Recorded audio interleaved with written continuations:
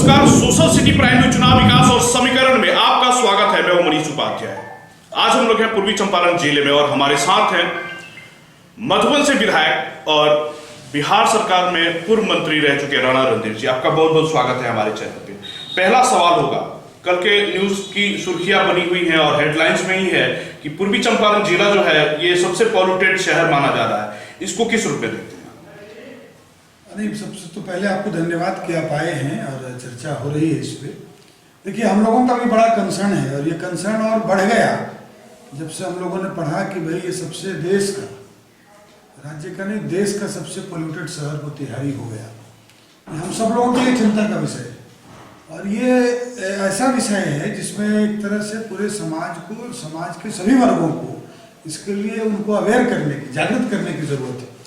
केवल सरकार को दोष दे देना या सरकारी व्यवस्था को दोष देने से काम नहीं चलेगा।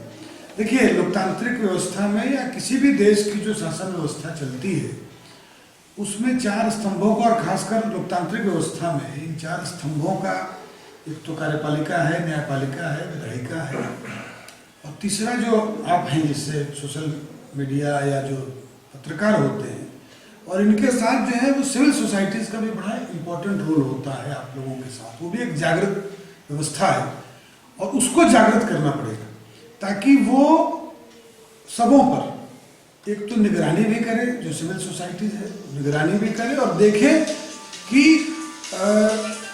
कानून के अनुरूप, व्यवस्था के अनुरूप और जनहित में काम हो रहे हैं कि नहीं, और अगर नहीं हो रहे हैं तो पूरी मजबूती के साथ उसका अपना विरोध भी दर्ज कराए। मैं जैसे आप पोल्यूशन हो गए और यहाँ जिस तरह से निर्माण के कार्य चल रहे हैं या सरकार की ही कोई योजना आ गई और ऐसी योजना हो, जैसे मुझे अभी जानकारी हुई कि यहाँ हॉस्पिटल के पीछे एक बड़ा स्टेडियम बनाने की बात चल रही, कई मित्रों ने उसकी चर्चा की। तो हॉस्पिटल के पास तो अभी इतना जाम की समस्या रहती है, इतना भीड़ रहता है, वो उसको हॉस्पिटल के आसपास होना ही चाहिए नो हॉर्न जोन, आवाज़ कम हो। आप स्टेडियम बना देंगे, वहाँ एक्टिविटीज़ बढ़ जाएगी, तो आप तो और इस भीड़ को बढ़ाने का काम कर रहे हैं। तो मेरा आग्रह होगा मोतिहारी के प्रबुद्ध जन से कि वो थोड़ा इसकी अपनी सामाजिक, जिसको सोशल रिस्पॉन्सिबिलिटी भी कहते हैं, उसको भी समझे और इसके लिए आगे आए। कार्यपालिका, विधायिका बिल्कुल अगर उस पर ध्यान देती है तो बढ़िया है, नहीं तो उनको उनके सहयोग में आना पड़ेगा। जब एक प्रबुद्ध वर्ग किसी सही विषय को लेकर आगे बढ़ता है तो विधायिका को तो बातें होकर उनको सुनना भी है और उनके अनुरूप काम हो, इसकी भी जिम्मेवारी लेनी होती है। तो ये ऐसा होगा, मैं ऐसा समझता हूँ। शहर में लगातार जाम की जो समस्या है ये लगातार बनी हुई है। चंदमारी चौक पे आप चले जाइए तो आप किसी भी इंपॉर्टेंट मीटिंग के लिए जा रहे हैं तो आपको घंटों इंतजार करना पड़ता है कि अब रेलवे ट्रैक का गुमटी उठेगा तब आपकी गाड़ी क्रॉस करेगी। तो इस तरह की चीजों, क्या वहाँ पे एक फ्लाईओवर नहीं होना चाहिए? क्या मोतिहारी के विकास के लिए जो प्रबुद्ध लोग हैं, क्या उनको बढ़ चढ़ के आगे आने का मतलब अब सही समय कब आएगा, अब कब निकलेंगे? नहीं, देखिए, मोतिहारी का जो है इतिहास बड़ा गौरवशाली रहा है और मोतिहारी बहुत ही ऐतिहासिक शहर तो है ही, और इस मायने में कि गांधी जी की कर्मभूमि के रूप में भी हम सब महात्मा गांधी जी की कर्मभूमि के रूप में मानते हैं। और यहाँ सेंट्रल यूनिवर्सिटी हो गई विकास के, और मोतिहारी शहर आप कहें तो आने वाले समय में बिल्कुल एक कमिश्नरी के रूप में तैयार ही है। सरकार जब इसको बना दे तो इतनी क्षमता रखता है, इतने बढ़िया लोकेशन पर अवस्थित भी है। तो इस नाते अब जो थोड़ी क्या समस्याएं जो आपने कहा है, बिल्कुल ठीक कहा। जाम की समस्या, कोई भी व्यक्ति शाम के वक्त आप बिल्कुल मान के चलें कि घंटों जाम लग जाते हैं। किसी कॉलेज के सामने, किसी कोचिंग संस्थान के सामने आप जाएं तो बहुत ही भीड़ रहती है।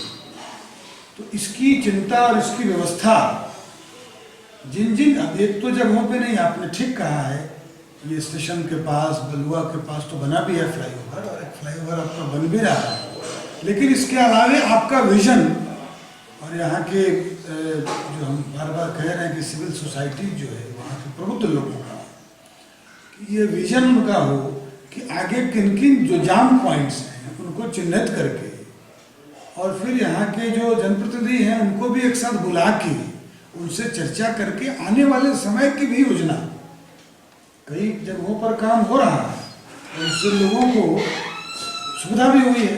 आप कल्पना करिए जो बलिया वाला फ्लाईओवर अगर नहीं बना होता तो क्या स्थिति होती। तो वो बना है लेकिन पर्याप्त नहीं दिखता है लोगों को, तो उसके लिए भी लगातार प्रयास करना और जनप्रतिनिधियों को इसके लिए अपने साथ जोड़ के लगातार उनसे प्रयास करवाना, ये काम भी सिविल सोसाइटीज को और यहाँ के प्रबुद्धजन को करना चाहिए। मैं समझता हूँ, देखिए इसको कहते हैं हम लोग कि पूर्व योजना पूर्ण योजना। तो सब बैठ के पहले आप योजना बनाएं, किन किन विषयों पर काम करने से जाम की समस्या से हमको कितने वर्षों तक राहत हो जाएगी। लॉन्ग टर्म विजन होना चाहिए। शहर में बढ़ते ग्राफ जो यहाँ पे जैसे अपराध का जो ग्राफ है जैसे बढ़ रहा है, इस तरह से जो बढ़ रहा है तो ये डरावनी स्थिति उत्पन्न हो रही है शहर में नागरिकों को, खास करके बिजनेस व्यवसायियों को। तो इसको किस रूप में देखते हैं और उन लोगों से क्या अपील करेंगे? नहीं देखिए, ये तो सरकार के लिए बड़ी चुनौती है और मुझे कहते हुए दुख भी है इस बात का कि नीतीश कुमार जी के और जब से गठबंधन हुआ इसमें एक तो लोगों का एक मनोबल बढ़ गया। देखिए जो लोग महागठबंधन सरकार में शामिल हैं, आप अजीब अजीब तरह की घटनाएं देखें। सरकार बदले बहुत समय भी नहीं बीता, लेकिन पहली बार हुआ कि सड़कों पर अंधाधुंध फायरिंग शुरू हो। पहली बार हुआ कि डिस्ट्रिक्ट माइनिंग अफसर को कोई आदमी धमका रहा हो कि तुम पर प्रेशर चढ़ा देंगे। तो इस तरह के महागठबंधन के मित्रों को या महागठबंधन के जो लोग हैं उनका सोच ऐसे ही रहा है, इसी प्रकार काम करने का है। तो लॉ एंड ऑर्डर तो बिल्कुल खराब नहीं है, ध्वस्त हो गया है। और नीतीश कुमार जी की सरकार को इस पर गंभीरता से काम करने की जरूरत है। और अगर नहीं काम कर रही है सरकार, मैं तो मानता हूं कि सरकार इस पर काम अच्छे तरीके से नहीं कर रही। या तो मुख्यमंत्री जी को उनका जो तंत्र है ठीक से नहीं बताता है, या वो कामयाब तंत्र नहीं है। अब ये तो ऐसा हो गया शासन प्रशासन में, अभी तो जहाँ छापे पड़ते हैं इतनी संपत्ति अधिकारियों के घर मिलती है। मैं तो कहूँगा कि एक बार जो पुलिस के मित्र हैं उनके यहाँ भी जरा हालचाल सरकार को लेना चाहिए और उनके ऊपर भी डर होना चाहिए कि भाई धन की लालसा इतनी करके कहाँ ले जाएंगे आप। तो जरा लॉ एंड ऑर्डर को संभालने का काम होना चाहिए। प्रशासन के जो लोग हैं, जो जिले के जो सुपरिटेंडेंट ऑफ पुलिस होते हैं, उनको जरा सजग होना चाहिए और सरकार को भी। तो ये लॉ एंड ऑर्डर के मामले में सरकार बुरी तरह से विफल है। ये दुर्भाग्यपूर्ण है कि किसी व्यक्ति को, किसी मुख्यमंत्री को 17 वर्षों का प्रशासनिक अनुभव है और उस व्यक्ति से लॉ एंड ऑर्डर बिहार का नहीं संभल रहा है। बिहार की जनता डरी हुई है, हमारी बेटियां, हमारे बच्चे शाम को निकलने से डरने लगे और सुरक्षा का भाव फिर से मन में आ गया।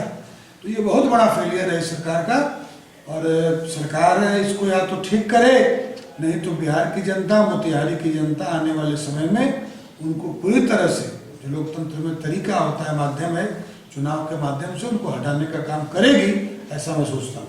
भाजपा का गढ़ रहा है पूर्वी चंपारण मोतिहारी जिला। इसमें कई विधायक भी हैं, कई मंत्री भी हैं। यहाँ पे नगर के महापौर भी भाजपा कोटा से ही थे। अभी तो चुनाव होने वाला है और नॉमिनेशन हो चुका है। फिर भी मोतिहारी जो है पूरे भारत का सबसे प्रदूषित शहर क्यों? ये बहुत बड़ी चुनौती है और ये प्रश्न जैसा खड़ा हो गया।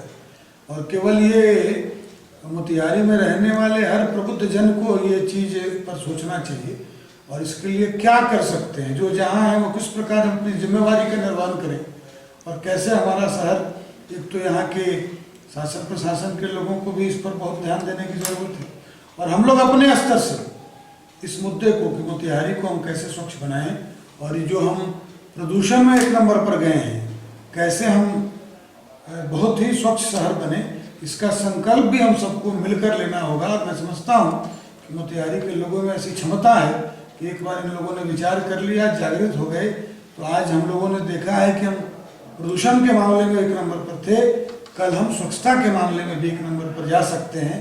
ये मोतिहारी के लोगों की क्षमता है, बस जरूरत है उनको जागृत करने का, उनको सही तरीके से दिशा देने की जरूरत है।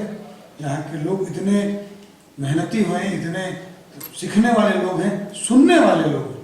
मोतिहारी की जनता जिसने मोहनदास करमचंद जी को महात्मा गांधी बना दिया, तो आज तो ये दुख की बात है कि आज हम देश के सबसे प्रदूषित शहर हो गए।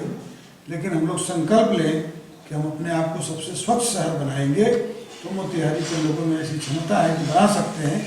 जरूरत है हमको जागृत करने का, जरूरत है शासन प्रशासन के मित्र साथ आके काम करें और जो इतनी बड़ी उपलब्धि यहाँ हम लोगों को कृषि विज्ञान केंद्र के रूप में है, उन वैज्ञानिकों का भी की मदद लेकर मोतिहारी को स्वच्छता की ओर, इसका प्रदूषण का स्तर बहुत सुंदर, प्रदूषण घटे, बहुत सुंदर शहर है ये। जो लोग भी आते हैं बाहर से उनको बहुत सुंदर लगता है, लेकिन ये प्रदूषण के हिसाब से भी अच्छा रहे, ये काम हम लोग को मिलकर करना है। धन्यवाद। खबरों का सिलसिला जारी रहेगा, मिलते हैं छोटे से ब्रेक के बाद।